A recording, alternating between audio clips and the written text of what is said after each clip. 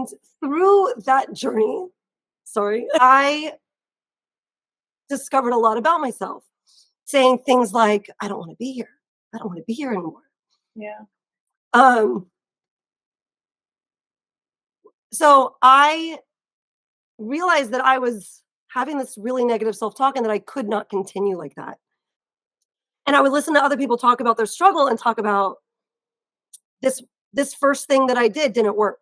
The second thing that I did didn't work. This third thing I did that didn't work. This fourth thing I did, it worked. That fourth thing would have never have happened if they were a giver-upper. I really leaned into that idea of being consistent and persistent, and feeling proud of that. And it was not attached to my success. In today's episode, I'm super excited. We have Shawna here from the Simply Shawna YouTube channel. So she has a super inspirational story, and we're not only going to hear about her story and her backstory and all the things that she has had to overcome to basically share what she shared with us today. We're also going to do a reveal of her entire ads strategy. So as we know with Etsy ads, it can make or break your profit, especially in the print on demand space. So she has successfully scaled her ads to the max budget allowance. She's going to explain exactly how she does that and why that has contributed to her not only replacing her teacher's salary, but almost doubling her teacher's salary profit-wise when it comes to her Etsy store. So without further ado, let's get into today's episode.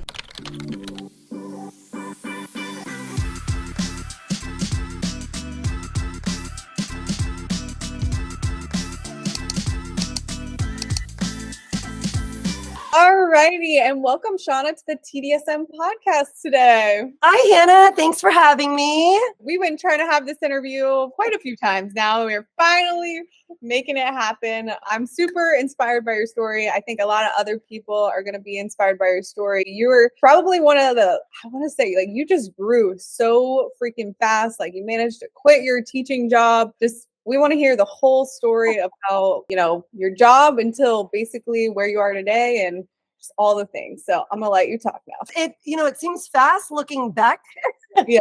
Looking at it from the other line of getting successful. The first 7 or 8 months, I made pennies per hour, literally pennies per hour. I watched a video.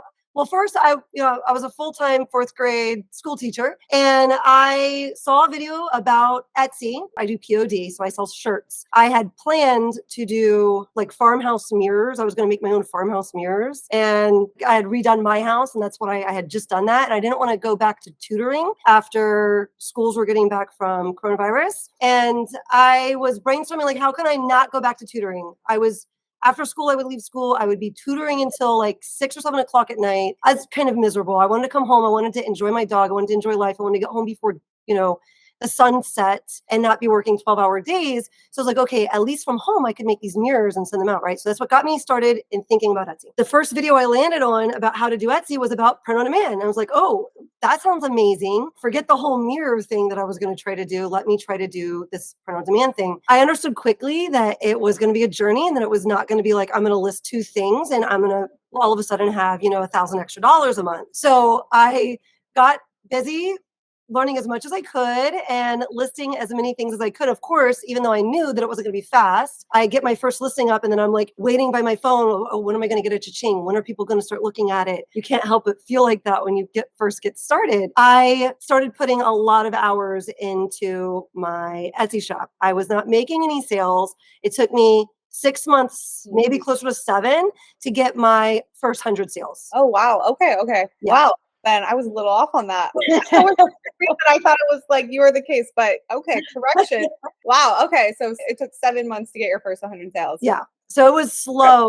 The first month I had a customer, it was very rewarding because she bought 30 shirts. Okay. It was for a school. It was very sub-niche down to specifically, about wearing a mask. And, it was about that. It was very niche down to that. And they bought shirts for their whole school. So I was very encouraged by that. But then it was even harder to get the second sale because more time passed between the first and the second sale. And then I chose not to tutor. And I was living a little on my credit card because I couldn't figure out how I would tutor every day and then not start working on the side hustle until 7 o'clock at night. That just wasn't going to work. So I stepped out on a limb a little bit and I chose not to go tutoring. I went really super duper thrifty. There was a lot of peanut butter and jelly sandwiches during that time. Like I was super thrifty during that time since I wasn't tutoring. And literally for like months, I would sit there and do math problems to see how much money I was making per hour. Because I was putting like 20 hours in a week sometimes. Sometimes if we had no school, I'd put 30 hours in that week or, more. And I was just eat, sleep, breathing, I want Etsy to get moving for me. Okay. Wow. Yeah. And I would do math problems like, oh, I'm only making pennies per hour. And I feel like I've helped friends through this. And I know that they have had that same struggle. And like they get to a certain level and they're like, well, it's not working for me. And I think, okay, well, it wasn't working for me at that point either. And I'm really glad I didn't give up yet, because had I given up at the point that you're in right now, at the amount of effort that you've put in right now, I would still be teaching. I would be grinding after school tutoring, and I would never have been able to build this for myself. Once that initial work was put in, part of working so hard was because I didn't know how to do any of the things that I needed to learn how to do. I didn't know how to make designs that people wanted to buy. I didn't know how to put them on mock-ups that were actually attractive looking and that people wanted to click on. Those are simple things, but I feel like it was a long learning curve for me to start to really kind of grasp it and understand it. And it took many listings for me to actually start understanding it, and many videos, watching many videos of understanding that. So after 6 or 7 months, I started getting regular sales, and it was very quickly increasing. By month like 10, I had my first $3,000 profit month. And it was actually $2,000 profit. And then that quickly, the following month was $4,000 profit. So it was such a grind for so long. And then it was exponential growth. It was just like all of that learning and all of those listings, it all kind of came together and it moved very quickly after that. Like, what was holding you on? Like, what made you not quit? YouTube videos or like what? Such a good question. Hannah, on my way to work, in my Jeep, on my way to work, guess whose voice I would often listen to? Yours. Oh, no. I was like, Cassie, right? Literally, I just answered that. Cassie's true, but you also, many mornings. And I remember one of your stories, and these kind of stories, like, they willed me on. You had a story about like people overcoming the grind and getting there. You had a video where you taught, and I remember like where I was in the Jeep, because it was like a moment, like there's certain moments where you have a strong feeling and you can like remember where you were. And I had a strong feeling while listening to that particular video. Huh?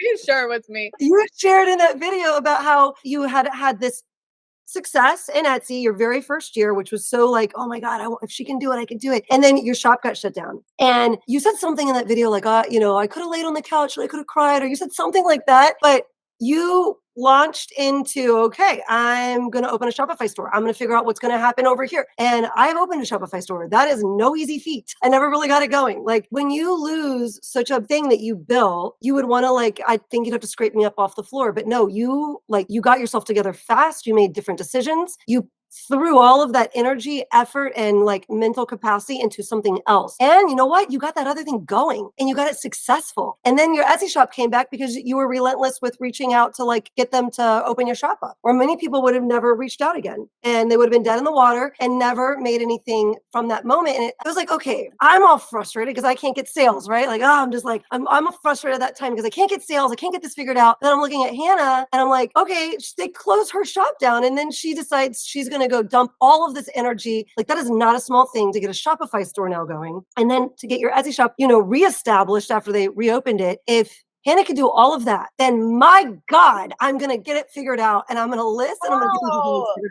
figured out. Shawna, thank you. I'm about to cry. It's like the ebbs and flows. I'm going through an ebb and flow right now. So that was really nice to hear. Where I'm going through an ebb right now. You'll be back to the flow soon. Hopefully back to the flow soon. Wow, thank you. I mean, I think, yeah, that was really nice. Not to make this about me. No, that you like those moments are the moments that kept me going. Like knowing that people were able to be successful in Etsy, that maybe it wasn't fast. I wanted it so bad. And so I thought if I believed that if I kept at it and really, wasn't taking no for an answer, that could work for me. And that if I just got a little bit better each time, because I hear people on YouTube say things like that, if you just get a little bit better each time, you're going to get somewhere. And so I just really leaned into that and believed wholeheartedly that was true. And those were the things that kept me going. Examples like you and statements like that. Thank you. Seriously, I'm like getting choked up because I'm going through a time right now. I feel like, I'm at a lower peak of my mountain, my bench to the gods right now. So thank you. All that being said, I mean, you know, like you said, you hear it all the time. Oh, it's all mindset, mindset, mindset. For me, it's like, I know it's a 80% mindset because I am my own worst enemy. But for you, what would you say versus mindset, actually the physical grind? I mean, it is a grind. Don't get me wrong. Like it is a grind, but you know, for me, I feel like it's 80-20. For you, I mean, what is it for you? Like 50-50? Do you think it's what I'm saying is like mindset versus actually acquiring the skill, getting the skill set, basically? I think mindset's huge and it has been huge for me, which kind of goes back to like, you know, if I just believed hard enough that if I kept doing this task over and over again, okay, I'm going to try market research. They keep talking about market research. Let me try that again. Okay, I'm going to try this design. I think it's really good. It's not going anywhere. Okay, that means it's not good enough. Let me try it again. And having the mental capacity, the action isn't that hard, right? Like it's time consuming, but it's not actually that hard. Yeah. What's hard is believing that the time that you're putting into that action is actually going to benefit you in the end. Right. And so that's all the mindset part. And so it's very easy, you know, and as I've watched my friends struggle through this also that I've, you know, I have so much success. So of course I want all my family members to do Etsy shops, all my friends to do Etsy shops. I'm just relentless with everybody. And as I watch, it's like, I watch everyone get to like certain levels, like certain points. And it's like, they need to put blinders on and keep going and just climb that mountain. Because once you're over the mountain, it's not so hard and it's not so much work. And then it becomes scalable. I very quickly, within a couple, like maybe 3 months, went from pennies per hour to thousands of dollars per month for my efforts. So, you know, it's a hard battle up, but then it's a quick switch. It can be very scalable after that. So it's so hard when you're in the trenches of trying to get to that other side where it's going to become scalable. It's so hard. You have to believe that it's possible. And if you don't believe it's possible, you are not going to continue doing it. Why would you? It's a massive waste of time then. And so you have to believe that, yes, you can do it. You can figure it out. There is space for you on the Etsy marketplace. And also it's really helpful to remember that every single other person that's starting along with you and trying to do the grind is feeling the same exact way you are. And 99.9% of those people are going to give up. So be the 0.1% that pushes through and like is now ahead of the herd. You know, like, because surely if we all felt that way, and I've helped enough people now to know that very few people get out of that phase. Very few people get out because that's the mindset. I got chills. I needed this. This is, if no one watches this video, I needed this video. Oh God. Oh, you know, it's like I preach this stuff too, but it's like, it's good to hear it. Like I need to hear this. Yeah. I love that. So when you're going, like when you're first gaining that momentum or whatever, I mean, what was that transition of like, this is a green light, like, oh, it's actually working. And you're like, oh, this is like a real thing. What was that aha moment for you? I guess there was a couple of little aha moments that kind of kept me going until the big aha moments. Like that first sale was 30 shirts. That was super exciting. I don't feel like I had another aha moment until it might've been like maybe a few months later. That I had a particular niche. It was the teacher niche. I'd been working in it. And finally, you know, I kept getting like, okay, like this ant shirt I made would sell 2 times and then nothing would happen with it. And I remember hearing Cassie Johnson tell a story about, yeah, I made a Father's Day shirt. It was one of my first things that went off. It was my first, it might've been our first sale. And then, oh, it sold like 40 times that month. And I'm like, why can't I get something that's going to do that? Like, darn, I get this thing, it sells twice and then it never sells again. And then I get this thing and it sells once and it never sells again. When am I going to get the thing that sells repeatedly? And it was finally in the teacher niche. I had been putting stuff out for a while. And I believed that if I rounded my shop out seasonally and in the same niche over time, that would help. And oh my God, that is huge. That has been a huge part of growing my shop. And then finally, in one of those teacher niches, I had something pop off. And I was like, oh my God, it sold like 15 times. Oh my God, there's like 10 in the cart, you know, when you look on Etsy. And then, oh my God, it sold like 20 times. And then, so that was super exciting. That was an aha moment that kind of helped me keep going and know that was a good strategy and to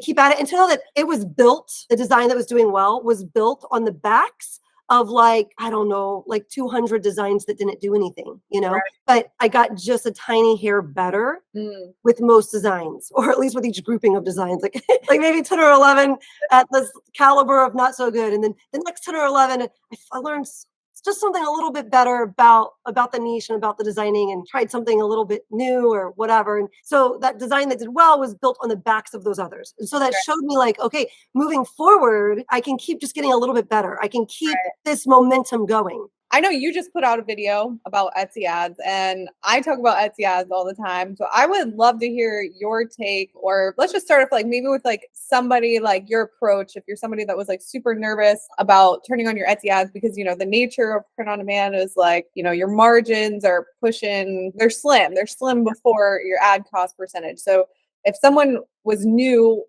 interested in investing in their ads as a print on demand seller, what would be your initial launch strategy? Would you run it on all listings, just do it on the ones that sell the most, all the things, I guess? Talk me through that. As if I was somebody that like never had ads on before and I already have 600 listings. Okay, great question. Question. So I was really intimidated by ads for a while. When I first played with it, I didn't know what I was doing, and I did $1 or $2, and that my listings were bad. They were not good. This was this is like 2 months in. If I could go back and give that version of Shawna advice, I would tell her, maybe don't play with the ads yet. You just don't know enough about it and your designs just aren't good enough. Even with that being said, I had a mug that was totally ugly that sold on my ad, and it sold 4 or 5 times on the ad. I didn't understand how to figure out if it was profitable yet or any of that. So it was a little overwhelming. I turned the ad off. Being brand new though, and having so many little pieces to understand, I would not run ads until I was a little better at the market research and knowing that I'm putting designs out, that have a better chance of doing well. Mm-hmm. So maybe in the very beginning, you only run ads to something that's already getting traction, whether it be it's getting views. Maybe you're not getting sales yet, but you want to play with ads. So maybe the thing that has 10 views when your other stuff has 0 to 1 views, or try it on that because people are clicking on it. People are liking it enough better than all your other stuff. Maybe try your ad on that. Or if you're getting sales, try it on the items that are getting those sales. Mm-hmm. Over time, I run ads on everything, like everything that's new going out, I run ads on it. So it's always an option, but the caveat to running ads on everything is then you really want to make sure that you're keeping track of your ads. And you inspired me to run $1,000 a day on ads because you said your job is, in one of your videos, your job is to get, if you're a serious seller, and at that time I consider myself a serious seller, then your job is to get yourself to $1,000 a day. You're not going to spend that most likely. And that's the thing you don't realize when you're starting out, you're not actually going to spend what you're putting in for your ads budget. So I spend like maybe $150 a day out of my $1,000 budget. So as a beginner, maybe you start with $1 if that's all you want to do, or maybe you start with $5 a day and you just look in on it. You're not going to spend all of that. So I would suggest either just running it on your winners, whether it's the one that's getting the most views or the ones that are getting the sales at first, and at some point transitioning over to, if you're comfortable, running it on everything, because then you're getting a much faster idea of what's happening with your new designs. And then I just keep track of them. So I go in every day and I clean them up. So I don't turn an ad off unless it's losing me money, because you're going to have a bunch of ads that don't do anything. They're not working. They're not working yet. They might eventually get caught up and start doing something for you. But I've got thousands of listings and my ads are on all of them, most of them, unless they lost me money, I turned them off. But anything that's doing nothing for me, I just leave it. Yeah. Sometimes it starts doing something. I only pay attention to the ad if it starts losing me money. So for me, if I have it's really like 3.5 ROAS. For that column in your ads, like stats in your analytics, that number 3.5 is important to me because I'm like, okay, well, I know that that's at least breaking even. Okay. So if for t-shirts, for a lot of people selling t-shirts, that would be probably pretty similar for them, that a 3.5 ROAS in that department would be breaking even for that ad. I'm okay with it. If it's in the 2s, I'm not really happy. In the 0.87 or something, I'm really not happy with that. And anything higher, you're making more profit on. So I would just be going in and turning the ones off that are low, or going in and turning up the key phrases. Okay. So your KPI is just your break-even ROAS, which is great. I mean, that's like really good especially when you have so many listings. That is the parameter. If it's not at break even or above break even over 3.5, sorry, I'm holding this thing. Basically, that's the KPI to turn it off. So say it's at like 0.87, but it only spent like 10, like how much money are you investing in it before you turn it off? That's a great question. And I should have addressed that. Yeah. So because I am playing with such big numbers, it's going to be very different for someone that's starting out. Like when I'm helping my friends with this stuff, whatever your budget is, you don't want your entire budget being eaten up by the losers, basically. You want a chance to let your winners be the ones taking the spotlight with your budget. At least that's what I found that works for me. So I looked at one this morning when I was cleaning up my ads. I spent like maybe 5-10 minutes a day just looking at it, making sure everything is good. And when I ignore it, things go backwards for me, especially when I'm playing with such a big budget. But I had one in there this morning that was 0.87, and I want to say the spend on it was like $300 over the last month. And my revenue was way less than $300. And then for like and then I filtered it again to get my, what's going on in the last 3 days. And it was still like, I think it spent like $15 or $25 or something like that. I think it was like $45 in the last 3 days. So and I've already cleaned that up. So there's a rule that I have. I wanted to have 3 things. The product has to be there. Gift is not good enough.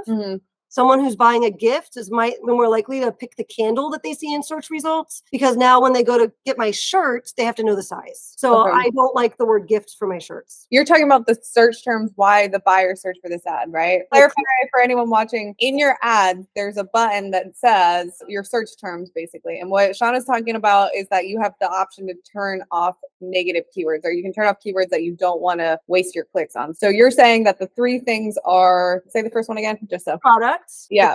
So it would have to say something like shirt, t-shirt, tee. Okay. Outfit, I might keep that, but it'd have to say something about clothing, right? Okay. It would also have to say the niche. So let's say I was making a 3rd grade teacher shirt. So it would have to say shirt, it would have to say 3rd grade, or it would have to say teacher, and it'd also have to say the sub niche 3rd grade. Okay. If the ad is losing me money. Okay. It has to say the niche, here it's teacher, but it also has to say the sub niche. If it's a 3rd grade, then I want it to say 3rd grade, and the product. So wait, if it's losing you money, you're not turning it off. You're going to try to turn off the negative keywords first. Yeah. That's what you're saying. Okay, I get what you're saying. So if it's losing me money, I want to look for those 3 things in my data. Okay. So this is really interesting because I've never been this strict with my parameters. So, okay, what Shawna's saying, I'm just going to repeat it back and make sure I got this right so people understand. If you're looking at a listing, it's losing you money. You've it's a shirt, 3rd grade shirt, right? Listing, and you spent $20, which is a good amount of spend, but your ROAS are bad. It's like 0.87, which I don't even know how that well. Yeah, it's just bad. Your ROAS are bad. It's 0.87. You spent $30, okay? Which is I would say $30 is like a lot, right? To spend for nothing to happen with, because you're kind of trying to sell. I usually invest at least my sale price to pull up before I make a decision. I like that. Okay. It's kind of the same with meta ads. It's like the same thing. Sometimes with meta ads, you want to spend like 2-3 times your sale price. But with Etsy ads, I say your sale price. If you're selling really, really low ticket, maybe like double your sale price or triple. For over what period of time? Like, are you filtering for the last 7 days, the last 30 days for that number? So when I kickstart a listing, from the point of when I start the listing, right? When you're testing out to pull out your winners, basically. Okay. That makes sense. Now, and then if the listing is old because it was profitable and we kept it on and it's on a decline, then if it's like really old, I'll pull out the marketing cost percentage. But we'll talk about that in a second. Let's not get too tight. Let's talk about your point. So on ads. All right, I know there's so many different ways you could go. So this is a new listing. Spend $30, not making money. $30 is a good data amount because we spent like at least the sale price. Now, before we just turn it off, what she's saying is let's go into the search terms and turn off any keyword that doesn't have exactly what the product is, what the niche is, and what else? Product is, what the niche is, and the sub niche if there's a sub niche. There's not always, like if I have just a teacher shirt, okay, then it's just teacher. But a lot of times when you're new, specifically, you really should be niching down. So coming into the teacher market, great market to be in, you shouldn't just be doing teacher shirts. You should be doing niche down. So like a 3rd grade teacher shirt or a back to school teacher. So if the keywords don't have the word teacher, 3rd grade shirt. And the sub niche, if there's a sub niche, like 3rd grade. Yeah. 3rd grade is the sub niche, right? Yeah. And she's turning off any keyword. So meaning you're turning off like the most of your keywords. So it's only exactly the keyword product fit. Yep. So if it just says, so for my example, if it was 3rd grade teacher shirt, right? And I'm looking in there and I see teacher shirts. Nope, turning you off because I don't want all the 4th grade teachers. There's a lot of teachers that aren't 3rd grade teachers. They're all going to be clicking on that. Right. Okay. I've never been this aggressive, but I'm actually going to try this. I think this is like super interesting because what this is doing, by the way, guys, is it's making it so your ad is only going to be searched if that exact long tail keywords is what they typed in, basically paying for the click of the exact keyword. You can still catch the people that might randomly find you with teacher shirts or whatever in your organic search, but there's no reason to pay for a click for that because I have plenty of people clicking into my listings with terms like that. And I know they're just curious about the design. Maybe they're looking to see if there's other options, but the first grade teacher isn't going to convert in that third grade teacher, listing. And arguably doing it this way, I mean, guys, this is always subject to test. Everything is subject to test, right? Something like this is what I tell with people, like ad strategies, like it's always different with what you're selling. This dog is walking around, I'm sorry. But the point is, what was the point? I was making a point. Test.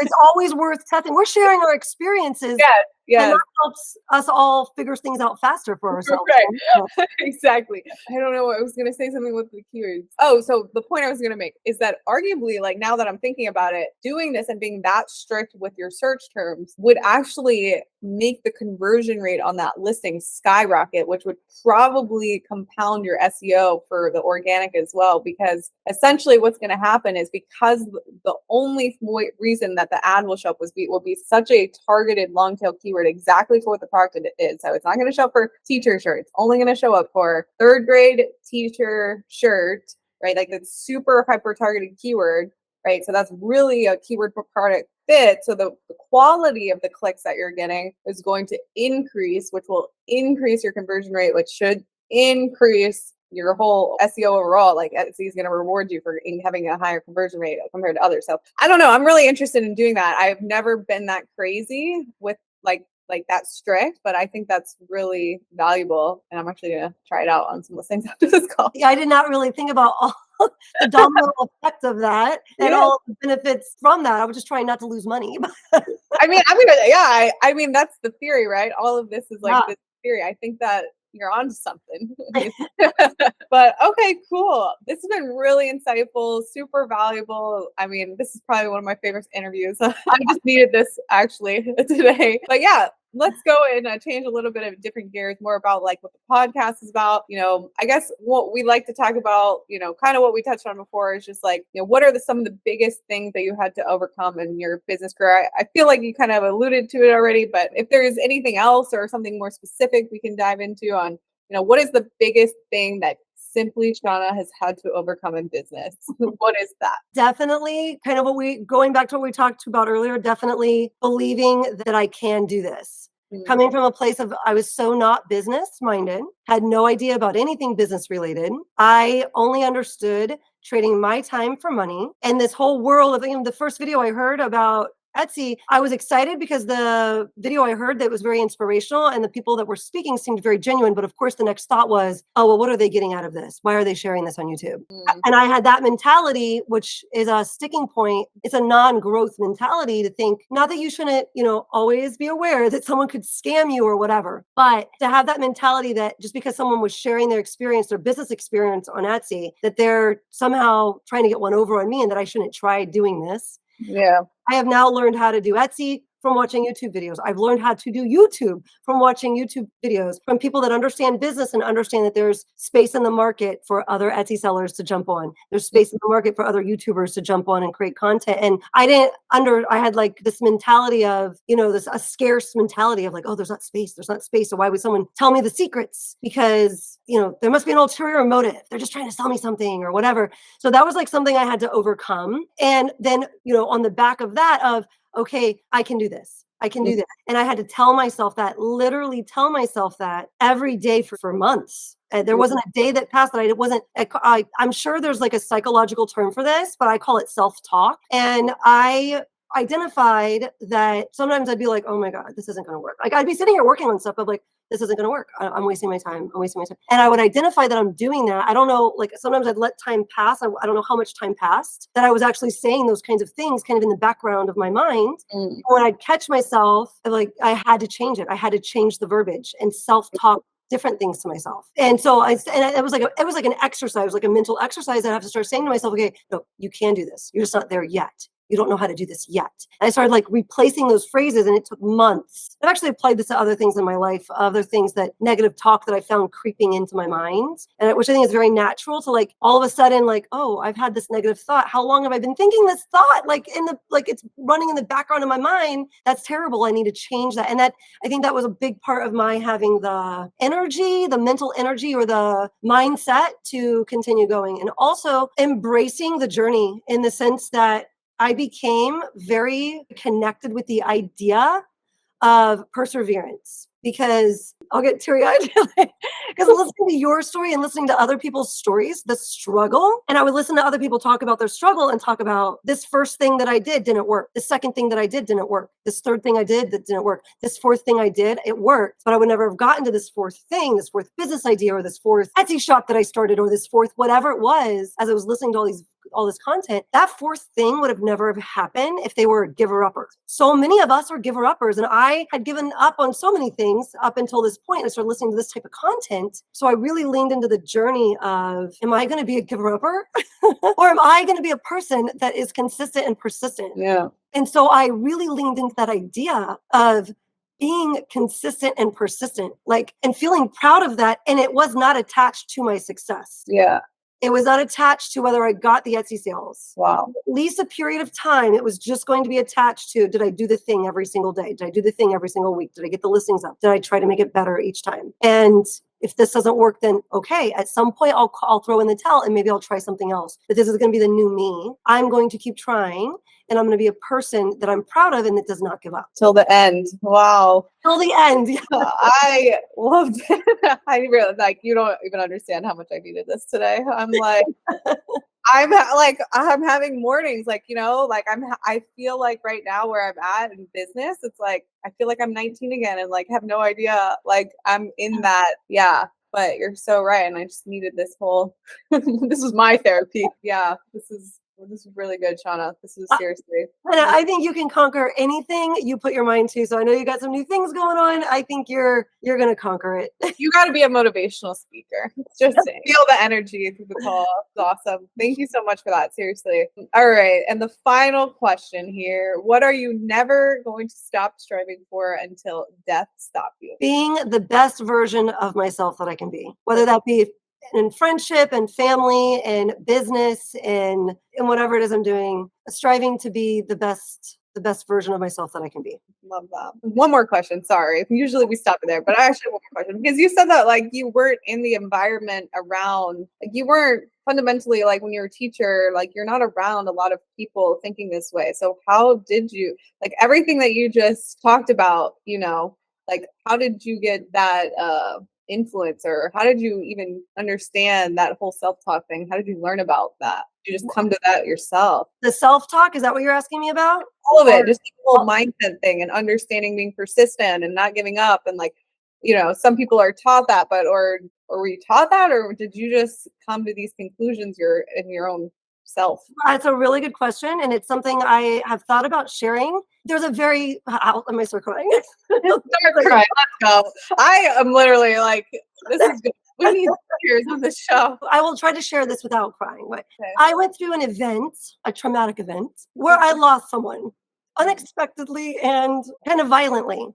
And it shouldn't have, you know, it's the passing of someone shouldn't have happened. And through that journey, I discovered a lot about myself. And this is before I found Etsy, which this person was an entrepreneur, and they would have been so incredibly proud of everything I've like built as an entrepreneur, because he was an entrepreneur and, you know, at the time I was not at all. And they would have been really excited about all of this YouTube stuff and Etsy stuff. But during the period of time after that loss, I was going to therapy, dealing with the loss. And this wasn't even something that was spoken about in therapy. Therapy was great, but I became aware I'd be on my way to school kind of like in a survival mode. Like I wouldn't remember getting from home to school. Yeah. Right? So I took like a month off of school before I went back to school, but after this person passed, but I would get to school, I wouldn't even remember getting there. It was like I was in a daze all the time. I was in a daze all the time. And during the times of the days, I would be self-talking. Like I'd be thinking about stuff, and I wouldn't become aware of the thought process until like I would like kind of wake up from the days or whatever, you know, kind of in my mind. And I kept saying really negative things because I was so sad. Yeah. So I was saying things like, I don't want to be here.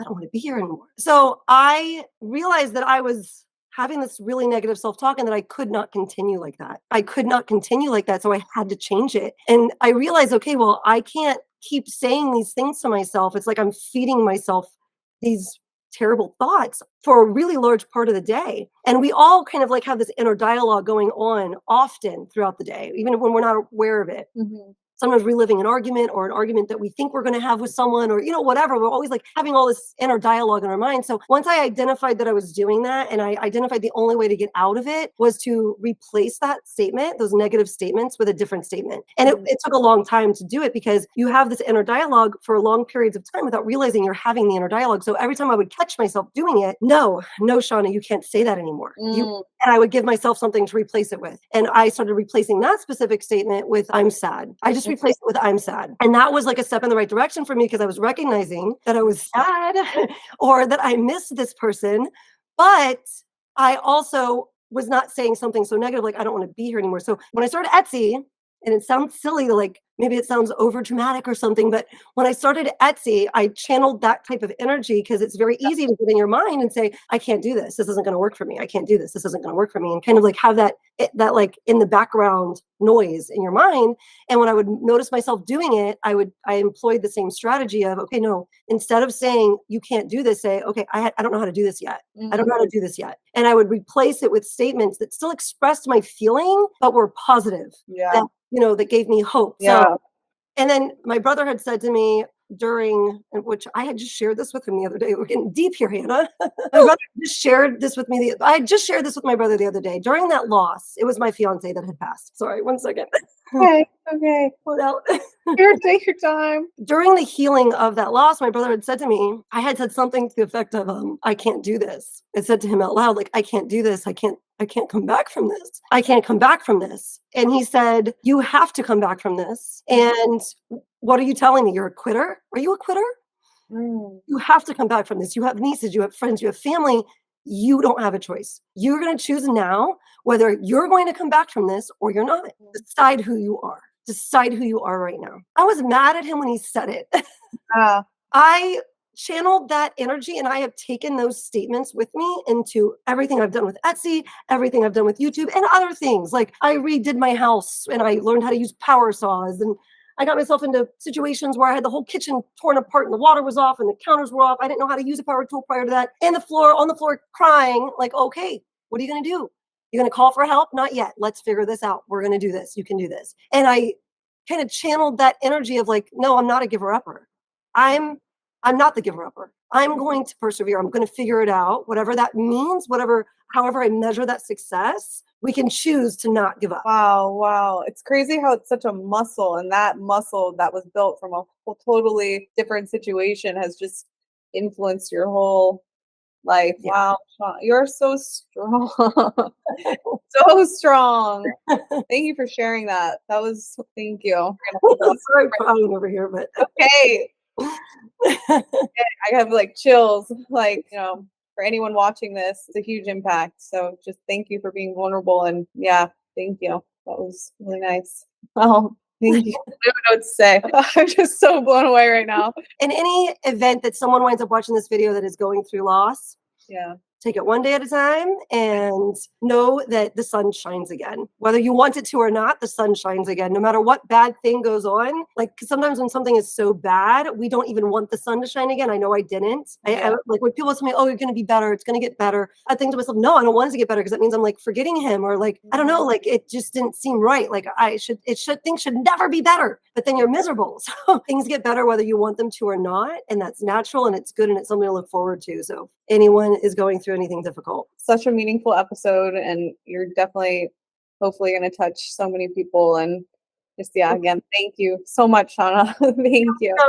Thank you for having me, guys. You can check out Shawna's YouTube channel. We'll link everything below, all her socials, and if anyone's doing it, she's doing it, done it, sharing. So yeah, make sure you guys go and subscribe to her channel, and hopefully we'll have you on again, hopefully here soon. All right. As you're crying, as you're wiping your tears.